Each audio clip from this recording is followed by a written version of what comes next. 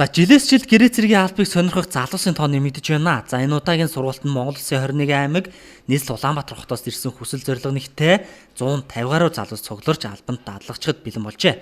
За мөн энэ жилийн эхний ээлжийн сургуультанд хилийн 20 гаруй отрядаас 100 гаруй хугацаа цэргийн алба хаагч мөн төв орон нутагт гэрээ цэргийн албыг сурчилсны үр дүнд 50 гаруй залуус өөрсдийн хүслээр сайн дураар гэрээ цэргийн албыг сонгон ирсэн байна.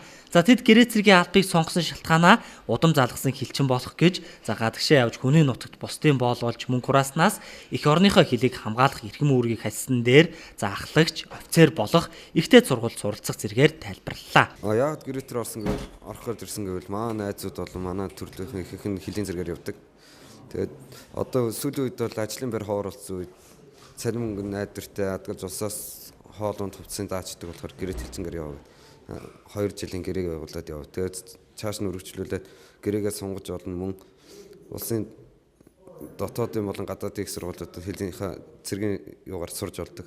Тийм боломжтой болохоор би бас тэдний нэг болж магадгүй гэсэн бодлоор орж ирсэн. Манай ах нар ихэнх нь хилийн цэргийн хүмүүс ордог. Тийм бүгдээ нутагтаа ажилдаг. Ихэнх нь хилийн цэргээр явдаг хүмүүс байдаг. Тийм болохоор бас өөрсдийнхөө удмыг дагаж орсон боловчтой. Гэрээ цэргийн албанд ирээд одоо өнөөдрөөс эхлээд хичээл сургалтанд орох гэж байна. Гэрээ хилийн албыг сонгосон нь болохоор миний амьдрал цаашдаа миний ирээдүйд хэрэгтэй гэж бодож байна бай. Тэгээд Монгол улсынхаа хилийг хамгаалаад Монгол улсын хил дээр гэрээ цэргийн албыг хаана гэдэг бол маш бахархажтай зүйл. Тэгээд манай аав ээж болохоор хилийн цэргийн улсууд. Тэгээд би аав ээжийнхээ өөг залгамжлаад ингээд хилийн цэргийн амьдралаар ингээд цаашдаа явна гэж бодож байгаа. Одоо сүүлийн үед нэг хил хамгаалах байгууллагад гэрээ тэгшний албах залуучдын тоос нэмэгдэж байгаа, мэдгэдэггүйс нэмэгдэж байгаа. Яагаад бол хилийн 23 отруудад одоо бид нар 40 гаруй улс таад гэрээ тэгшний албыг хэрэгжээд эхэлж байна. Нэлээд хугацаа өнгөрчлөө. Тэгээ гэрээ тэгшний алба нь ард түмэд их мэдэгдэж байна.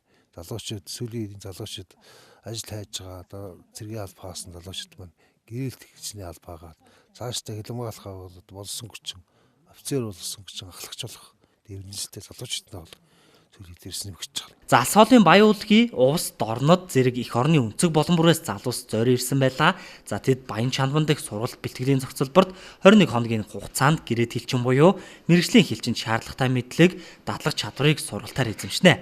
За энэ удаагийн сургалтын өөр нэг онцлог нь жолооч гэрээ хэлчдийг бэлтгэх тусгай сургалтыг явуулах явдал юм а. За гэрээ цэргийн албыг хааснаар алба хаасан хугацаанаас хамааран тодорхой хэмжээний мөнгө хуримтлалтай болох цаашлаад иргэний их дээд сургууль, коллеж дэлсэх, хил хамгаалах байгууллагын ахлагч, офицерын бүрэлдэхүүнд орох, за алба хаасан жил тутамд улсад ажилласан жилд 3 сар нэмэгдэн тооцогдох гэх зэргээр залуусын хүсэл сонирхлыг татах олон боломжууд нээлттэй байдаг гэнэ.